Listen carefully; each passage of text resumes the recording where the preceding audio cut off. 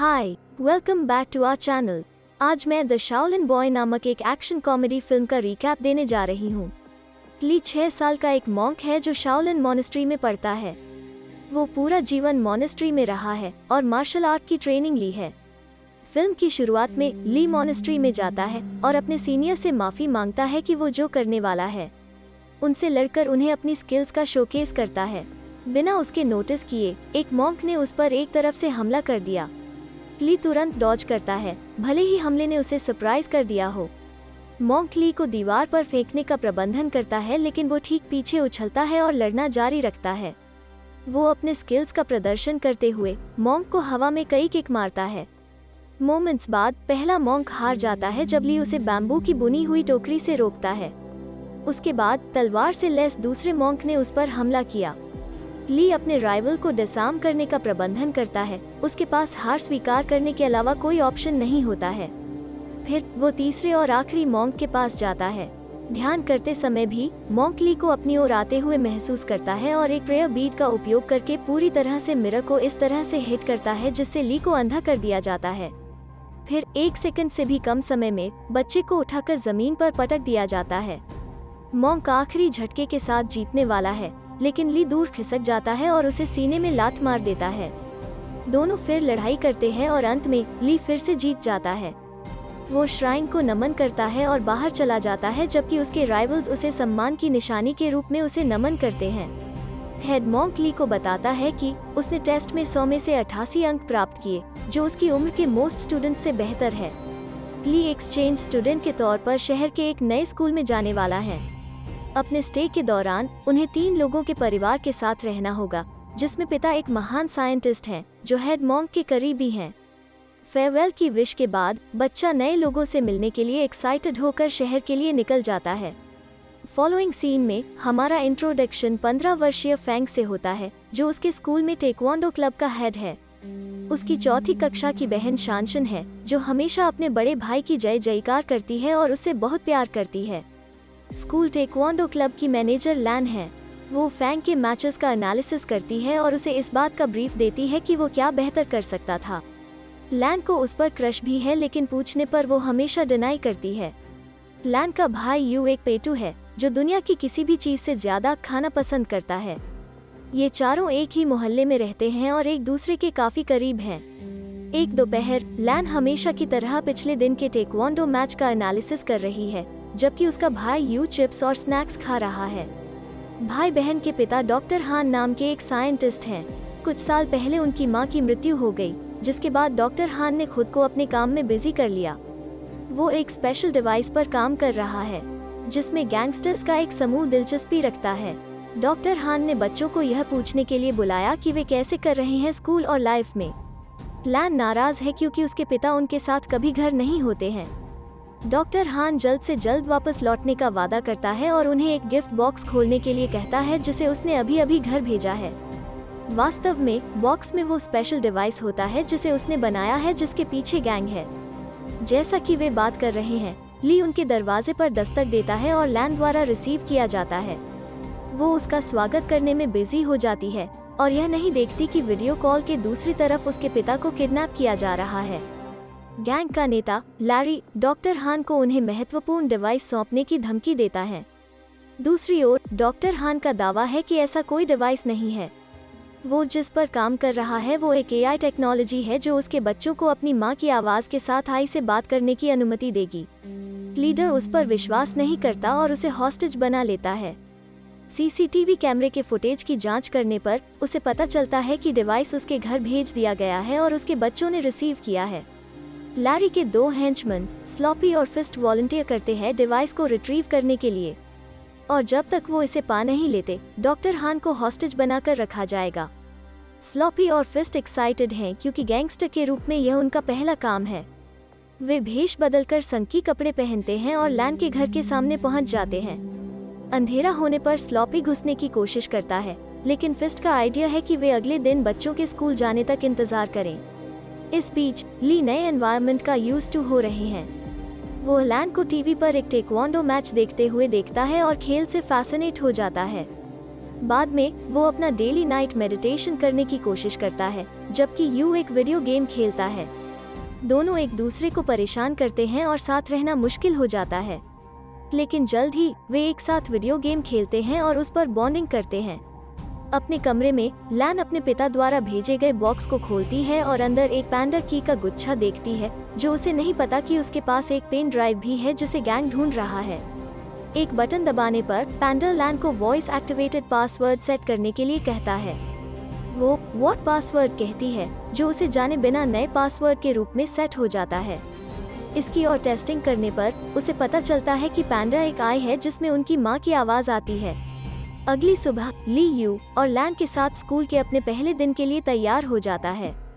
Sloppy और fist उन्हें अपनी कार के अंदर से देखते हैं। वे साइट से बाहर होने के ठीक बाद घर में घुसने का प्लान बनाते हैं, लेकिन तभी स्लॉपी ने नोटिस किया कि लैन ने पैंडा की चेन को अपने बैग में टांग दिया है। वे प्लान बदलते हैं और उससे इसे चुराने का डिसीजन लेते हैं। स्कूल के रास्ते में ग्रुप फैंग और उसकी बहन शानशन से मिलते हैं। लैन ने उसे ली से मिलवाया। जैसे ही वे बात कर रहे थे, स्लॉपी तेजी से कीरिंग छीन लेता है और दूर चला जाता है। ली ने इसे नोटिस किया और उसे पाने के लिए एक ऊंची छलांग और कई बैकफ्लिप्स किए। फैंग यह देखकर इम्प्रेस्ड होता है कि वो एक स्किल्ड फाइटर है।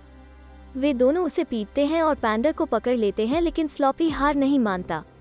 वो पहली बार से अपना सबक नहीं सीखते हुए इसे फिर से छीन लेता है। बच्चे जल्द ही उसे घेर लेते हैं और उसे सड़क पर धकेलने से पहले कूड़ेदान में फंसा देते हैं।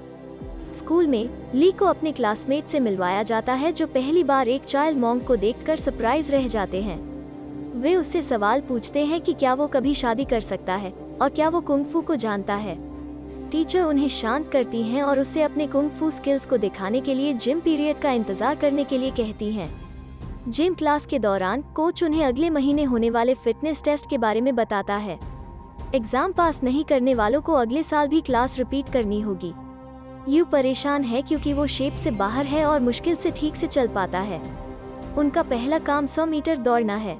एक ट्रेंड ली अपने क्लासमेट द्वारा एक भी चक्कर पूरा करने से पहले 2 चक्कर पूरा कर लेता है। इसके बाद उन्हें पुशअप्स करने के लिए कहा जाता है, जो ली की कई स्पेसिफिकेशंस में से एक है। वो 100 से अधिक करता है, जबकि अन्य बच्चे मुश्किल से 2 कर पाते हैं। अपनी असली कैपेबिलिटीज को दिखाने के लिए वो एक हाथ से पुशअप्स भी करता है, अपने शरीर को वर्टिकल रखते हुए। सभी उसे चीयर करते हैं और प्रेज करते हैं। फिर उनके लिए हाई जंप लगाने का समय आ जाता है। प्राइमरी स्कूल की ऊंची कूद ली के लिए पीस ऑफ केक है। हालांकि यू स्ट्रगल करता है और प्लेटफॉर्म पर गिर जाता है। डॉक्टर हान की लैब में वापस गैंगस्टर लैरी ने उसे एक कुर्सी से बांध दिया है और उसे गोल्फ की बॉल से मार रहा है। खुद का एंटरटेनमेंट करने के लिए डॉक्टर हान उसे अपने खर्चे पर नई टेक्निक्स सिखाते हैं। रात में स्लॉपी और फिस्ट पैंडर की तलाश में घर में घुस जाते हैं। ली उन्हें देखता है और उन्हें डराने के लिए एक स्टफ टॉय के पीछे छिप जाता है। वो बदमाशों को परेशान करता है, लेकिन वे जल्द ही उसे देख लेते हैं और उससे लड़ने की कोशिश करते हैं। जब लैन नीचे आती है तो बदमाश पैंडा को पकड़कर भाग जाते हैं।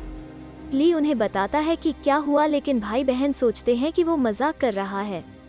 फॉलोइंग सीन में स्लॉपी और फिस्ट उनके मुंह में गोल्फ की बॉल्स के साथ लैब में हैं। यह पता चला है कि उन्होंने स्पेशल डिवाइस के बजाय गलती से एक पैंडा ह्यूमिडिफायर चुरा लिया था। लैरी को डिवाइस को अपने क्लाइंट को 3 दिनों में बेचना है, जिससे वो इम्पेशेंट हो जाता है। वो काम को जल्दी पूरा करने के लिए उन्हें धमकी देने के लिए फिस्ट और स्लॉपी का उपयोग गोल्ड टीज के रूप में करता है। नेक्स्ट डे स्कूल के बाद ग्रुप एक राइवल के खिलाफ फैंग की लड़ाई देख रहा है। यू और शानशन ब्लीचर के पीछे 2 बदसूरत लड़कियों के बारे में बात कर रहे हैं। पता चला कि वो लड़कियां भेष बदलकर स्लॉपी और फिस्ट हैं। वे लैन के बैग पर पैंडा को देखते हैं और उसे वापस पाने के लिए सही समय का वेट करते हैं। तभी ली फैंग को एक मैच के लिए चुनौती देता है और हर कोई इसे देखने के लिए सामने जाता है। उनके पीछे ठग पैंडा को बैग से निकालने की कोशिश करते हैं, लेकिन उनका विग फंस जाता है, जिससे उन्हें स्ट्रगल करना पड़ता है। जैसे जैसे इंटेंस लड़ाई जारी है, हम देखते हैं कि फैंग और ली स्किल्स में मेल खाते हैं। यह अचानक एंड हो जाता है जब दोनों कंटेंडर्स एक दूसरे को मारने से इनकार कर देते हैं। तभी हर कोई घूमता है और अपनी स्कूल गर्ल ड्रेस में स्लॉपी और फिस्ट को देखते हैं। बच्चे गैंगस्टरों पर हमला करते हैं, लेकिन दोनों एक लड़की को हॉस्टेज बनाकर पैंडर के साथ भागने में सफल हो जाते हैं। स्टूडेंट प्रिंसिपल के पास जाते हैं और पुलिस को फोन करते हैं, जो उन्हें खोजने की पूरी कोशिश करने का वादा करती है। जो हुआ उसके लिए ली खुद को दोषी मानता है, क्योंकि अगर उसने फैंग को लड़ाई के लिए चैलेंज नहीं किया होता तो लैन डिस्ट्रैक्ट नहीं होती। ग्रुप के बाकी लोग उसे समझाते हैं कि उसका कोई दोष नहीं है। लैरी को इवेंचुअली पैंडा मिल जाता है और कंप्यूटर पर प्रोग्राम खोलने के लिए उसके अंदर पेन ड्राइव का यूज करता है। हालांकि इसे एक्सेस करने के लिए एक पासवर्ड की आवश्यकता होती है।